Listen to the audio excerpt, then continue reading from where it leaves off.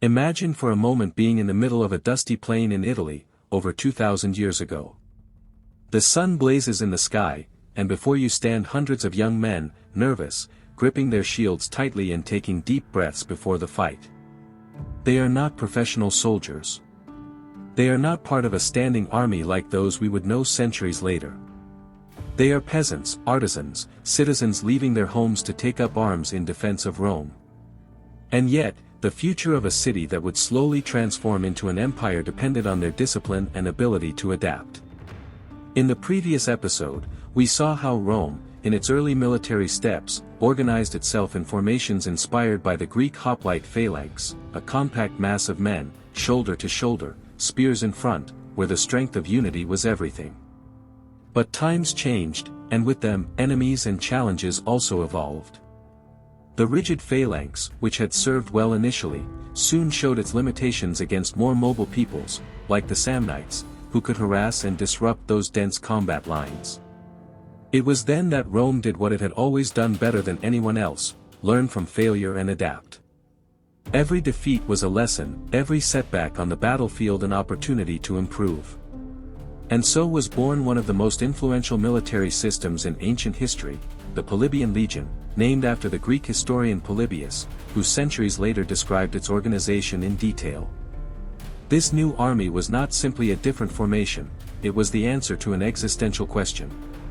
How could Rome, still a young city, withstand powerful enemies while expanding in an increasingly hostile world? The answer lay in flexibility, the ability to move quickly, and in combining different types of troops that together could adapt to almost any situation. This model would be the foundation with which Rome would face Pyrrhus, Hannibal, Macedonia, and the great Hellenistic successor kingdoms of Alexander the Great. What you are about to discover is how this transformation not only changed the way Romans fought but also shaped the destiny of the entire Mediterranean. Because behind every shield, behind every gladius, there was something much greater, the war machine that would turn Rome into the master of the ancient world. By the early 3rd century BCE, Rome was no longer the small city-state that just a couple of centuries earlier had fought to survive against its Latin and Etruscan neighbors. It had grown in power, territory, and ambition. But with that growth came new enemies and challenges that would test not only the strength of its armies but also Rome's ability to reinvent itself. One of those enemies was the Samnites, a mountain people from central Italy. Fierce warriors, accustomed to fighting in rugged terrain, where the rigid Roman phalanx lost much of its effectiveness. Unlike the Greeks or the early Romans, who relied on maintaining a tight formation of spears and shields, the Samnites moved quickly, struck at unexpected places, and withdrew before the enemy could react. In their mountains, the phalanx was clumsy, slow, and vulnerable. Rome suffered humiliating defeats against these adversaries. One of the most remembered was the shameful surrender at the Caudine Forks, 321 BCE, where an entire Roman army was forced to pass under the yoke, disarmed and humiliated, as a sign of defeat. That experience was a collective trauma, but also a catalyst. The Romans understood that they could no longer fight as they had before. The hoplite phalanx, solid as it seemed, was no longer enough. This is where the Roman process of adaptation comes into play. Unlike other peoples who fell into stubbornness or tradition, Rome always had the ability to observe, learn, and transform what was foreign into its own. From the defeat against the Samnites arose the need for a more flexible army, capable of operating in smaller formations, of retreating and reorganizing quickly, able to adapt to both mountainous terrain and open plains. And from that need emerged the manipular system. Instead of relying on a rigid mass of men, Rome reorganized its troops into maniples, smaller, manageable units that could move independently but in coordination. This innovation completely changed the way Rome waged war and gave it a decisive advantage against enemies like the Samnites. But it wasn't all tactical innovation. There was also a political and social background. Rome understood that if it wanted to survive, it had to involve its population in war. And so, every citizen had to be willing to fight. The legion was not a mercenary or professional army, it was a civic institution, a reflection of Roman society. Every victory, every defeat, directly affected the people. The Samnite Wars, which lasted for decades, were a bloody school for Rome. There, it learned that individual courage or the discipline of a phalanx was not enough. Something new was necessary, something more dynamic. And it was in this crucible of crises and confrontations that the legion was formed, the same one that would later defeat Pyrrhus, Hannibal, and dominate the Mediterranean. In short, it was thanks to the wars against the Samnites, and the defeat suffered, that Rome was forced to reinvent itself. Once again, failure became its greatest teacher, and the Roman army emerged from this experience stronger, more flexible, and far more dangerous. With the lessons learned in the Samnite Wars, Rome made a military leap that transformed not only its army but also its destiny as an expanding power. It left behind the rigidity of the hoplite phalanx, too vulnerable in irregular terrain, and adopted a more flexible, adaptable, and resilient organization, the manipular system. The maniple was a small tactical unit of about 120 men, organized in rows and columns that could operate independently but always in coordination with the rest of the legion. If the phalanx was a solid, immovable wall, the maniple was like a mobile piece on a chessboard. It could advance, retreat, pivot, or reinforce a flank within minutes. This agility allowed the Romans to adapt better to difficult terrain or to enemies who did not follow conventional rules. But what was truly revolutionary was not just the maniple itself, but the way they were organized on the battlefield. The Romans arranged them in the famous three-line formation known as the Triplex Acies. Instead of forming a single, closed front like the Greek phalanx, the Roman legions deployed in three staggered lines, with gaps between the maniples creating a pattern similar to a checkerboard, quincunx. First line, hastati, young, inexperienced soldiers full of energy, who opened the battle and took the initial clash. Second line, principes, men in their prime, experienced and better equipped, who entered combat when the hastati were exhausted or needed reinforcement. Third line, triarii, seasoned veterans, elite soldiers reserved for decisive moments or to save the army from imminent defeat. This design had multiple advantages. It allowed tired troops to be relieved without breaking the formation. It gave the option to reinforce a weak point in the front by moving maniples from the gaps. It facilitated an orderly retreat, as troops could fall back through the spaces without descending into chaos. It created a dynamic reserve system, something almost non-existent in armies of the time. Imagine two armies facing each other, on one side, a Greek phalanx, solid as a wall of spears but unable to pivot or adapt quickly, on the other, a Roman legion deployed in Triplex Acies, with mobile pieces that could react instantly. The contrast was evident. While the phalanx could only advance or retreat as a block, the Romans could flank, reinforce critical points, or open corridors to counterattack. This was not only practical on the battlefield but also a reflection of the Roman spirit, organization, discipline, and flexibility, all in the service of victory. The Triplex Acies was not just a military technique, it was a symbol of the Roman ability to learn, innovate, and perfect. This formation made the legions a feared force because they could face both conventional armies and unpredictable enemies. In fact, this innovation was key in the following decades, allowing Rome to overcome adversaries as diverse as Pyrrhus of Epirus, the Carthaginians, or the Macedonians. Over time, the Triplex Acies became the backbone of Roman military power, giving them supremacy across almost the entire Mediterranean. The Polybian Legion, named after the Greek historian Polybius, was much more than an army. It was a hierarchical and functional system designed to combine youth, experience, and veteran skill in a single war machine. Each line of the formation had a specific role, and together they formed a military engine that few could stop. The Velites were the youngest and poorest soldiers of Rome, and for that reason, they were lightly armed. Their armor was minimal, barely hardened leather or skins, and they wore a distinctive wolfskin on their heads to be recognized by their comrades. Primary weapons, between 5 and 7 light javelins thrown at the beginning of combat to disrupt and weaken the enemy before the main clash. Defense, a small round wooden shield called a parma. Tactical function, harass enemy troops, create disorder in their lines, eliminate special units, like war elephants or chariots, and then quickly retreat behind the hastati. Beyond the military aspect, the velites represented the first stage of a Roman soldier's career, young men seeking glory, promotion, and recognition. Sometimes they even challenged enemies to single combats to gain prestige. The hastati, the first line of shock. They formed the front of the battle with around 1,200 men per legion. They were young, with little experience, but strong enough to withstand the initial pressure.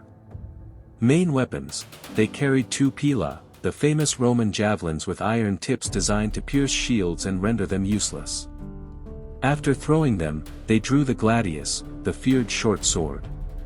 Defense: a large rectangular shield, the scutum, and armor that varied according to the soldier's wealth, from simple metal torso protection to full chainmail. Tactical role: to initiate the clash, wear down the enemy, and prepare the ground for the principes. If they managed to create a breach, their mission was to maintain pressure. If not, they withdrew in an orderly manner through the gaps in the Triplex Acies. The principes, the core of the legion. The principes, around 1,200 men per legion, were soldiers in their prime, experienced and better equipped. They represented the decisive strength of the legion. Main weapons: like the hastati, they used pila for the initial attack and then the gladius for close combat. Defense: the same scutum and higher quality armor. Many could afford full chainmail, making them more resilient. Tactical role: they were the true battle winners.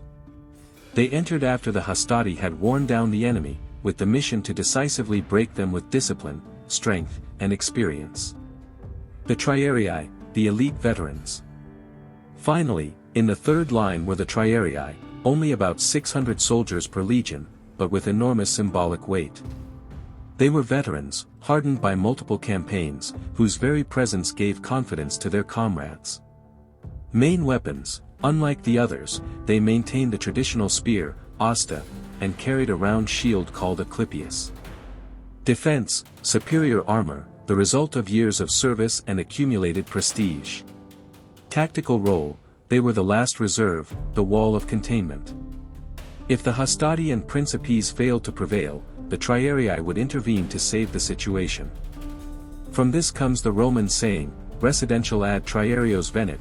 It has come to the triarii, used to describe desperate moments where only experience could save the day.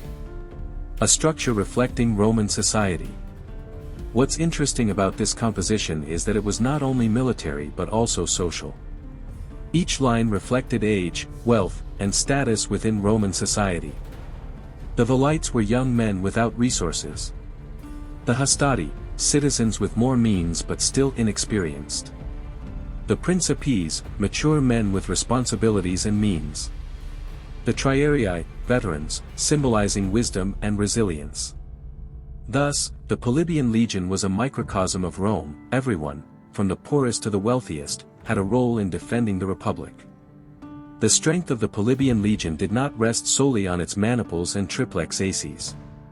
Rome also perfected a unique arsenal, designed to complement tactics and exploit the enemy's weaknesses. Each weapon and piece of equipment had a specific role in the choreography of battle.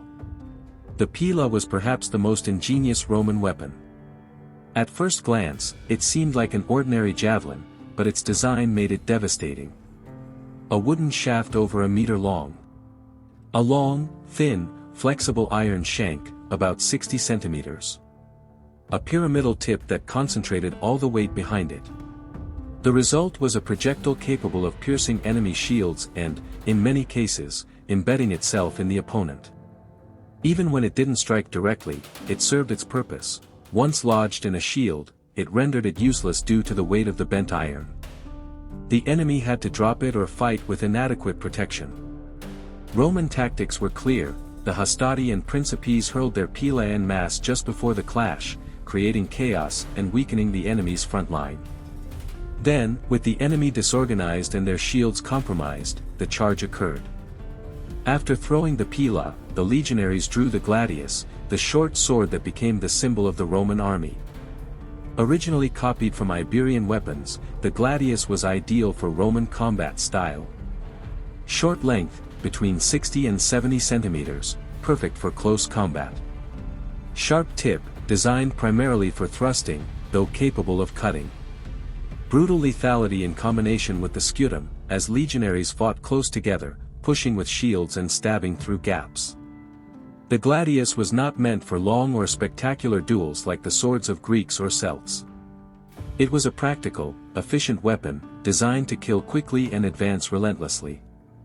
The Roman shield, the scutum, was much more than defense, it was the centerpiece of legionary strategy. Rectangular and curved in shape, it covered almost the entire body of the soldier. Lightweight for its size, as it was made of wood reinforced with metal.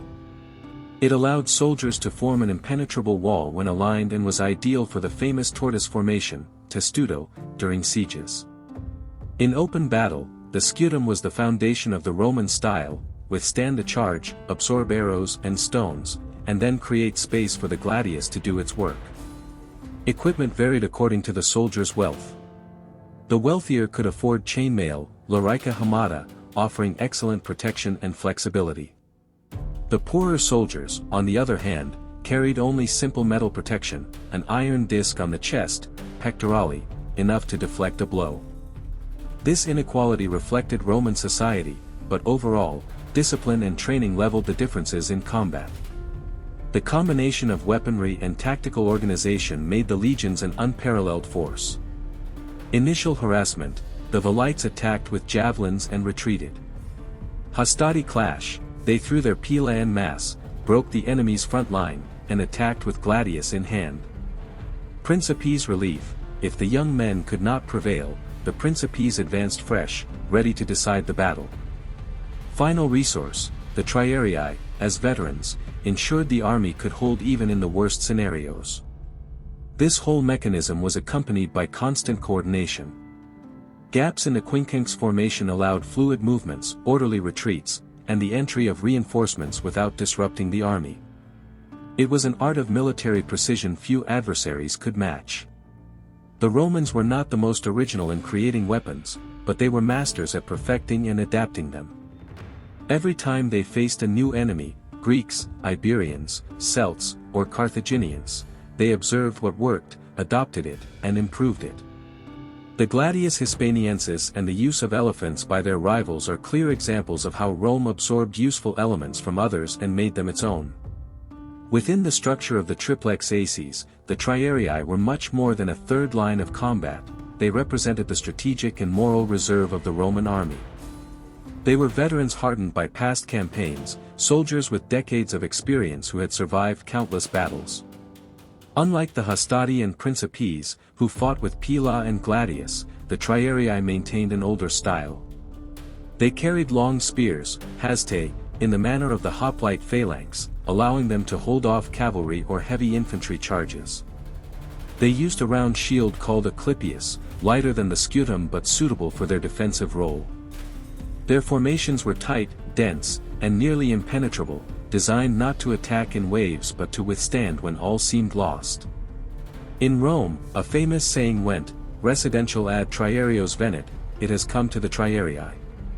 This phrase symbolized that the situation had reached a critical point where only the most veteran soldiers could save the army. It was a last resort, but also a reminder of the courage and discipline that distinguished the Romans. A famous example occurred at the Battle of the Trebia River, 218 BC, during the Second Punic War.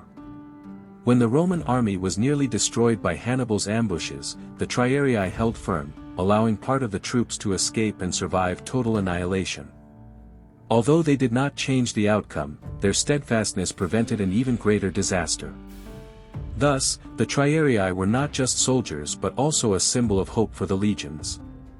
Their mere presence at the end of the line boosted the morale of the younger soldiers, knowing that behind them were men capable of bearing the weight of battle in the darkest moments.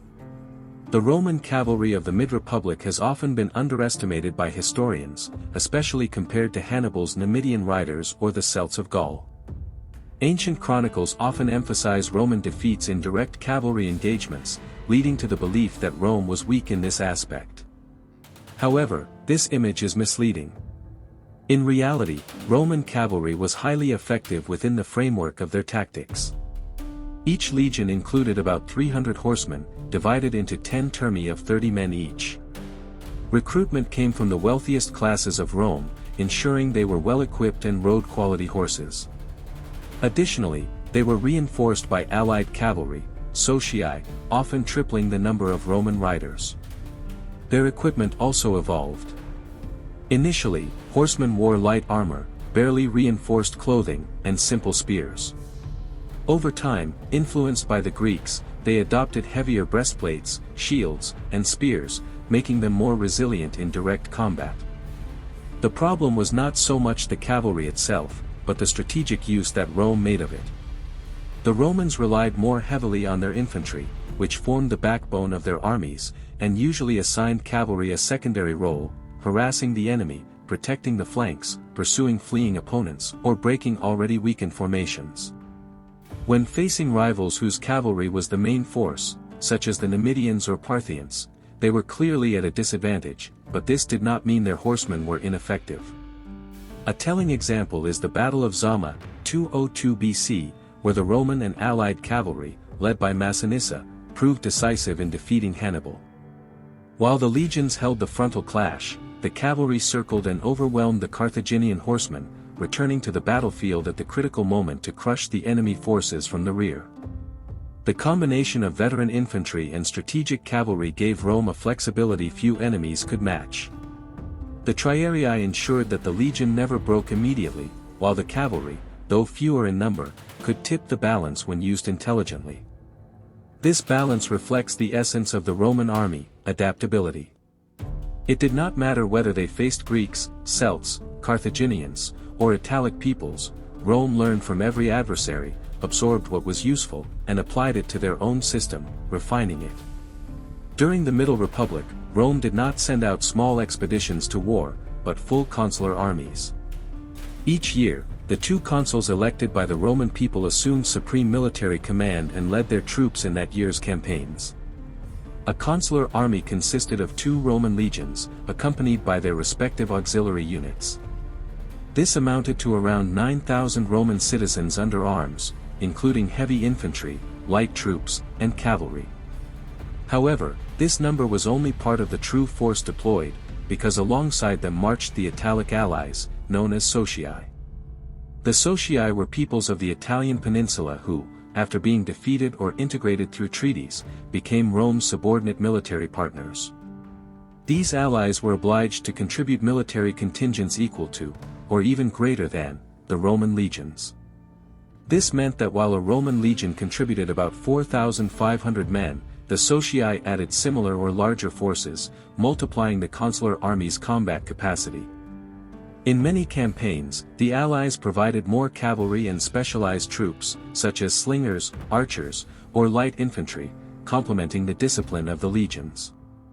In fact, a standard consular army likely exceeded 20,000 men, counting both Romans and allies. In times of crisis, Rome could raise several consular armies simultaneously, deploying tens of thousands of soldiers across multiple fronts. Allies were not integrated as simple dispersed auxiliaries within the Roman legions, they retained their own command structures.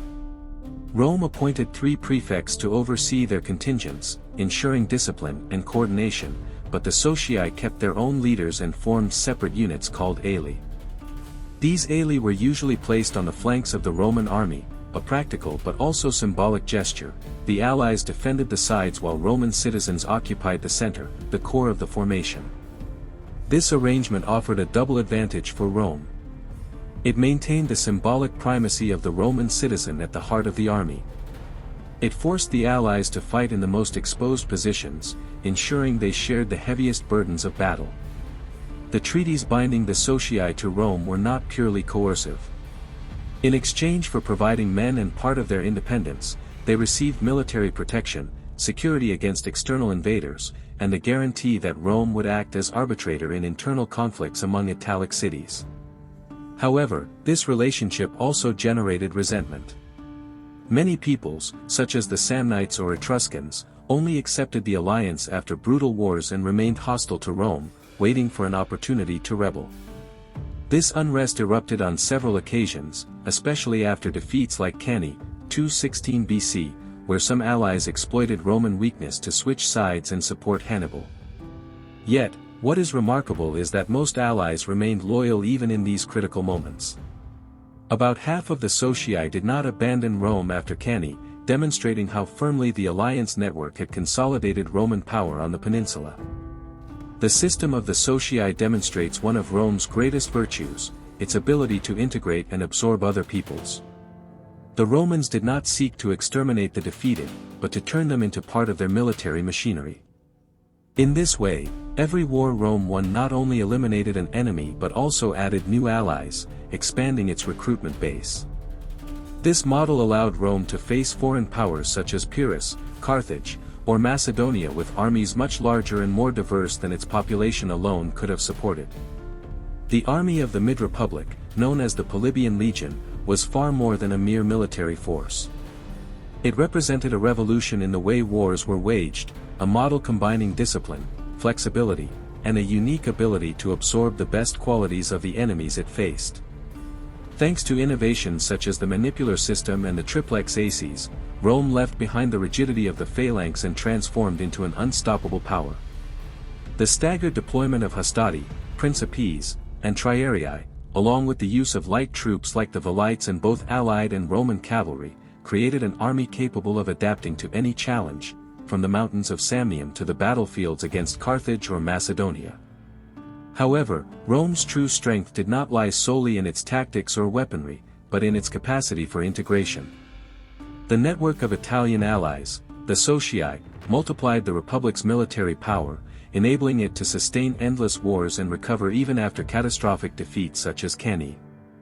Rome did not conquer alone, it did so accompanied by a web of peoples who, though sometimes resentful, helped cement its supremacy.